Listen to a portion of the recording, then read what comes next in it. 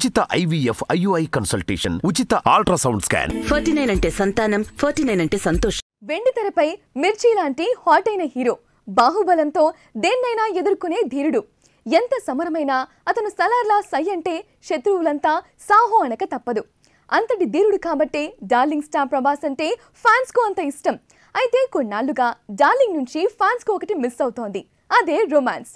రాధేశ్యామ్ ఆ లోటును తీరుస్తుందనుకుంటే పూర్తిగా నీరసంగా ఉండటంతో అభిమానులు అంతగా సాటిస్ఫై కాలేదు. బట్ ఈసారి ఇప్పటివరకు చేయనంత రొమాన్స్ తో రాబోతున్నాడు డార్లింగ్.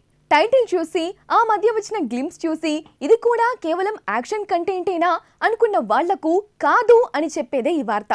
మరి రొమాంటిక్ న్యూస్ ఏంటో చూద్దామా?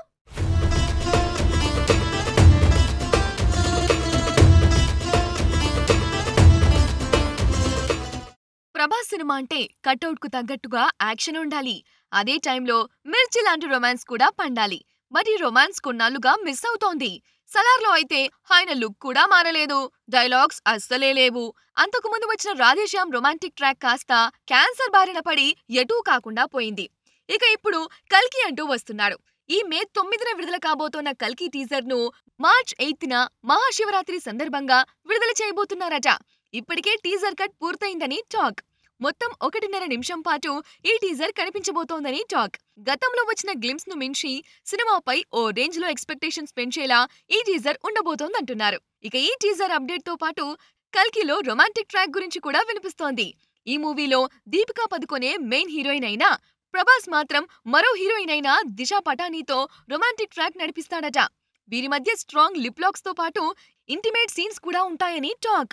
దిశా పటానీకి ఇలాంటి సీన్స్ కొత్తేం కాదు. ప్రభాస్ కూడా రాధేశ్యామ్లో ఓ పాటలో ఘాటుగానే కనిపించాడు. బట్ యూనివర్సల్ ఆడియన్స్ ను దృష్టిలో పెట్టుకుని కల్కిలో హాలీవుడ్ రేంజ్ లో కొన్ని రొమాంటిక్ సీన్స్ ఉంటాయని ఇంటర్నల్ సోర్స్ నుంచి వినిపిస్తోన్న న్యూస్. మామూలుగా చాలా సరిగ్గా కనిపించే డార్లింగ్ మరి ఇలాంటి సీన్స్ లో ఎలా ఉంటాడో కానీ కల్కిలో కొత్త ప్రభాస్ ను చూస్తామని చెబితే ఏదో అనుకున్నారు, ఇదే అన్నమాట అంటూ కొన్ని ఫన్నీ కామెంట్స్ కూడా వినిపిస్తున్నాయి.